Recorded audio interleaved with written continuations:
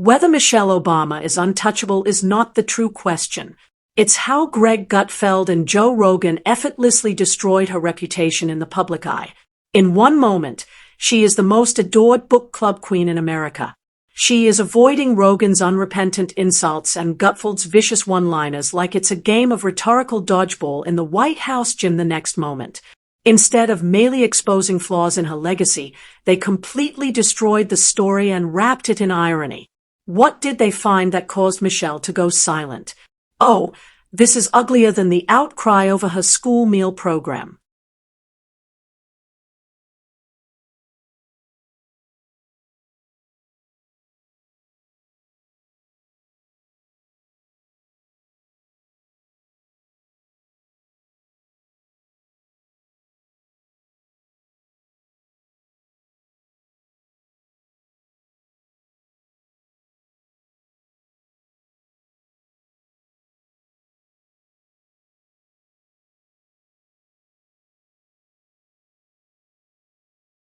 At one point, Michelle Obama attempted to persuade a whole generation that school lunches consisting of quinoa, mush, and wilted spinach were revolutionary. Soggy kale and mystery lentils are at the forefront of a gastronomic revolution. That isn't a medical plan. It's a taste bud war crime. Despite this, she walked out with her salad tongs as if she were carrying chickpeas and attacking Normandy.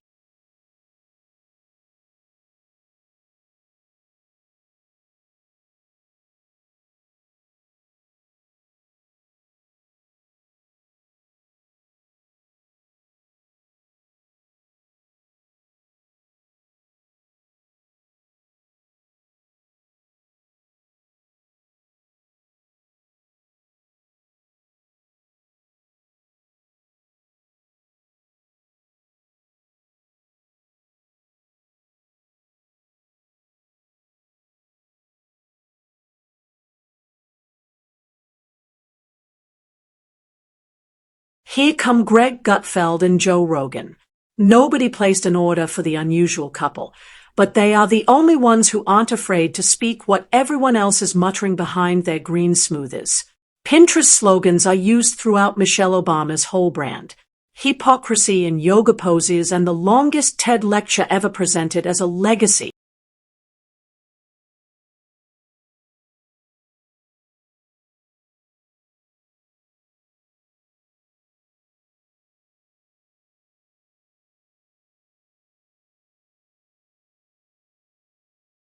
Let's clarify one issue first.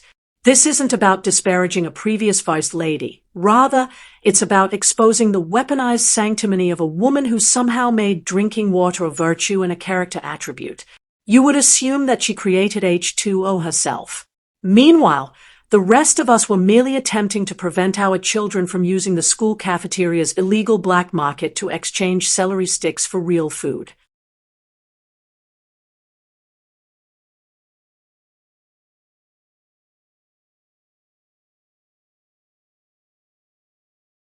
When Greg Gutfeld described the exquisite irony of Michelle's health campaign while her own events looked like Whole Foods erupted on a White House plate, he practically choked on laughter because he never wanted to pass up a nice political buffet. Edible, certainly, but organic before someone calls the cops. You can only dress up so much that you can't beat hummus.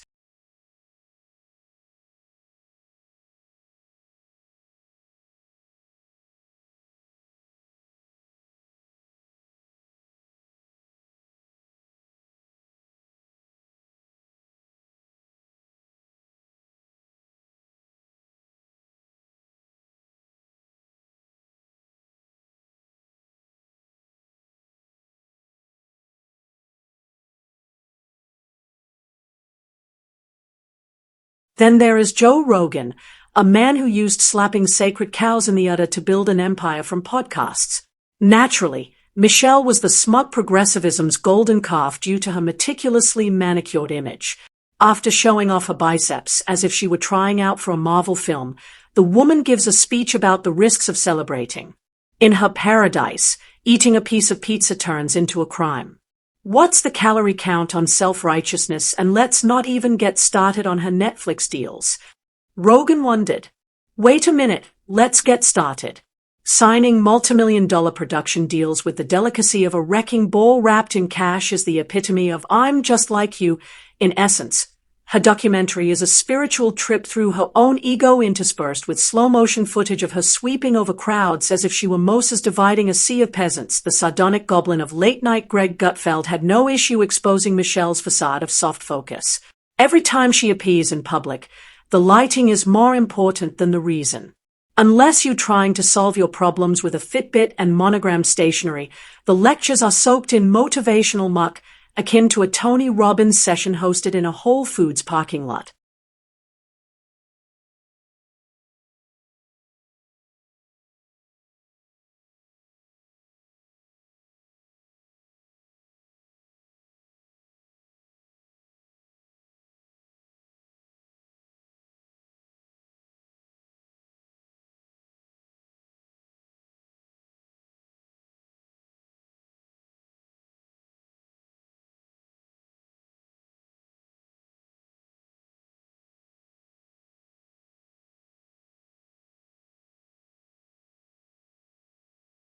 Furthermore, we haven't even brought up the fact that we raise the queue when they go low. In political history, that may be the most passive-aggressive slogan. In other words, we are superior to you. This bumper sticker serves as evidence. Michelle is now marketing the audiobook in 5 languages after selling it in hardcover and thus copywriting moral superiority. Joe Rogan, meanwhile, was over there, elevating his eyebrows as if they were gym weights. Without ever providing any meaningful answers, he has remained dubious of Michelle's remarkable transition from First Lady to self-help guru to cultural hero. Can we obtain GPS directions for finding our voice, or do we just follow the aroma of expensive candles? For example, how did we get from lettuce commercials to in-depth philosophical dissertations on the subject? Michelle's public persona is so meticulously crafted that Barbie appears to be a documentary. The well-practiced, unplanned giggles are backlit by the gentle focus of the yoga poses. It's like viewing an inspirational poster that is alive and breathing. Somewhere between eating more vegetables and laughing and loving, she is grinning with the subdued threat of someone who undoubtedly scrutinizes your shopping cart.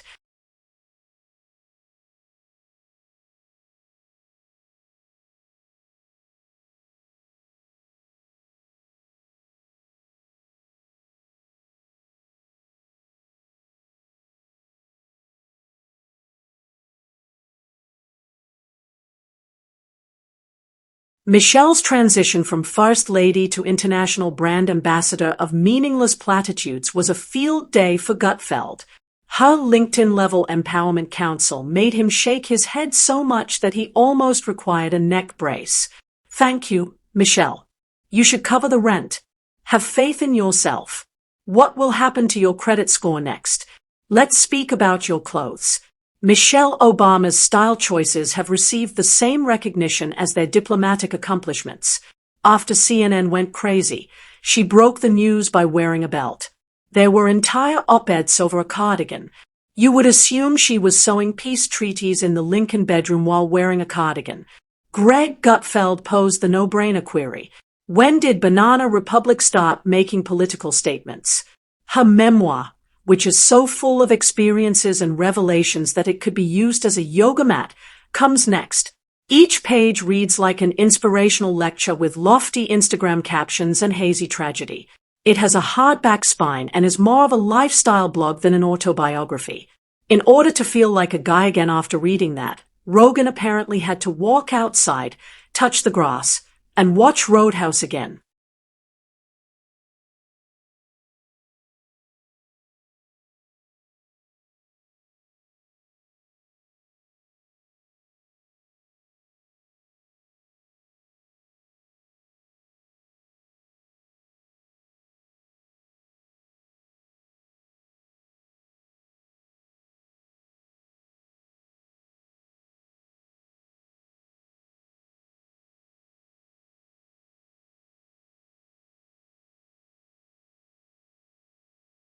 However, Michelle's most remarkable achievement is that she was able to play the underdog while actually residing in palaces.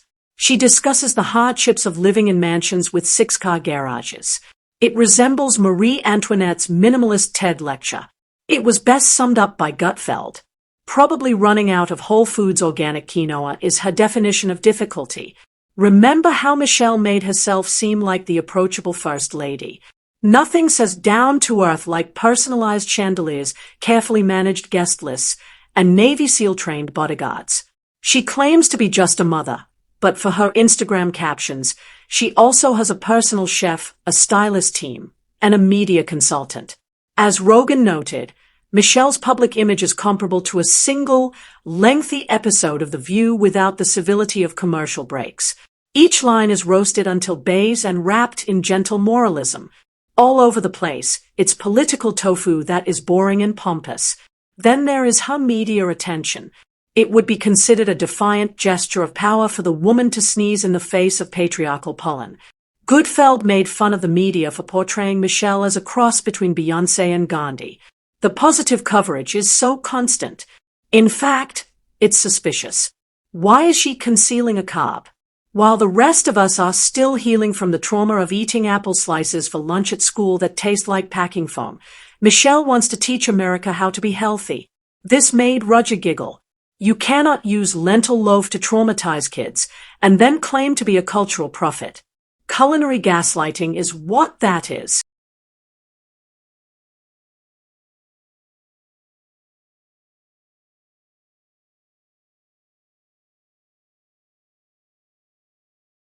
Furthermore, Michelle Obama's greatest talent, let's face it, is creating the appearance of doing everything while saying nothing at all. All speeches are word salads with just enough nuggets of significance to make the audience feel as though they are eating something meaningful. In the meantime, Rogan pondered whether the actual lunch was provided backstage, most likely by Skylar, who was dressed in a gluten-free apron. The idea of Michelle's unifying influence was particularly amusing to Gutfeld, as if the key to national cohesion is someone who polarizes people more than pineapple on pizza. Her brand emphasizes selective illumination above oneness. She is a beacon of light that only shines for people who share her beliefs and don't even attempt to discuss her fitness objectives. More than the creator of stays, this woman promoted lunges. Exercise somehow turned into a political issue. You contributed to the national obesity issue if you didn't want to perform planks in your living room while she scowled at you from your TV. A donut somewhere sobbed itself to sleep, according to a joke made by Gutfeld. Joe Rogan couldn't help but comment on how tired Michelle Obama's relentlessly uplifting persona is. She is comparable to being made to join a book club you did not sign up for in the human world. Every message is an opportunity to learn, even if serenity and a cheeseburger were your only desires.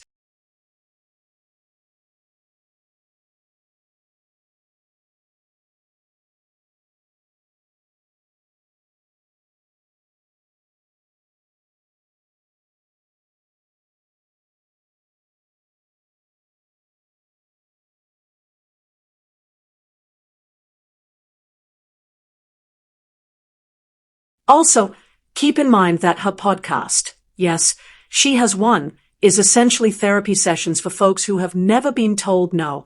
The only lesson to be learned from each episode, which is a warm bath of pseudo-knowledge, is that Michelle has once again surpassed the rest of us in evolution. Playing clips, Rogan felt he could hear the second-hand condescension making him sound older. Gutfeld made fun of Michelle Obama's planned library, saying it would just have her books neatly placed next to essential oils and affirmation stones, like a cross between Mother Teresa and Oprah with a Beto arm tone. Proof of emotional vulnerability and a detox smoothie are likely required for entry. Michelle Obama is an expert at being everywhere without actually being anywhere is an art. Her presence is pervasive. It selects you, not the other way around. She is the spiritual counterpart of the familiar, calming, and subtly manipulative background jazz at a farmer's market. Michelle's perfume, Rogan joked, would smell like cooked broccoli and moral superiority, perhaps with a tinge of filtered authenticity. Gutfeld went on to say that it would only be accessible to those who complete her 12-week wellness challenge, which included burpees, and that it would come in a bottle fashioned like a recycled globe. And maybe the ultimate ridiculousness, the whispers and rumors, the ridiculous allegations made by conspiracy theorists that Michelle is preparing to run for office because Gutfeld supposedly laughs so hard he almost falls off his chair when you've lectured America about lunges, and living your truth. What's next for the country? Because nothing says political outsider like spending 16 years in the world's most influential rooms.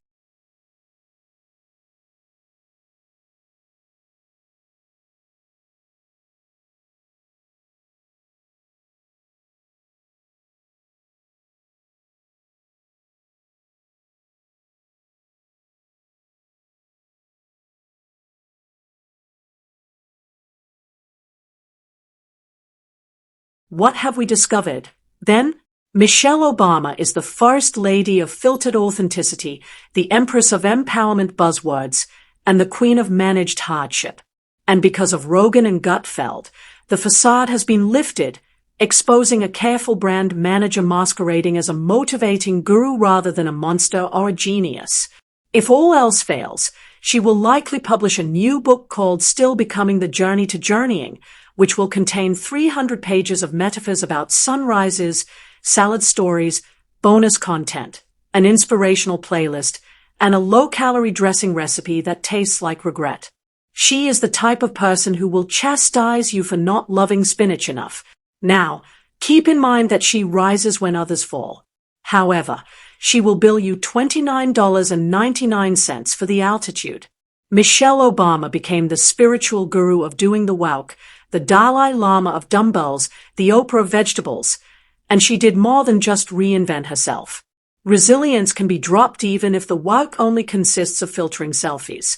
Though the contradictions never cease, she advocates for unity while building a brand on curated division, champions humility while basking in designer praise, and preaches simplicity while dining like a Michelin reviewer. Her every appearance is a masterclass in performance, expertly sculpted like those arms the media can't stop drooling over. Michelle's ability to seem insightful while saying almost nothing akin to a TED lecture about clouds was noted by Rogan. Not far behind, Gutfeld slammed the echo chamber effect that follows Hillary everywhere like a devoted puppy. It is never criticism, rather, it is adoration, not commentary, and it is canonization. Every story is polished, every hardship is easily relatable, and every photo shoot is timed to capture the ideal moment of moral superiority. She has turned into a one-woman enterprise of sugar-coated smugness. Michelle would have 5 gold medals, a documentary about her journey, and a line of vegan protein bars called Authenticity Bites if branding were an Olympic event. And for some reason, no one is permitted to inquire as to what we are clapping.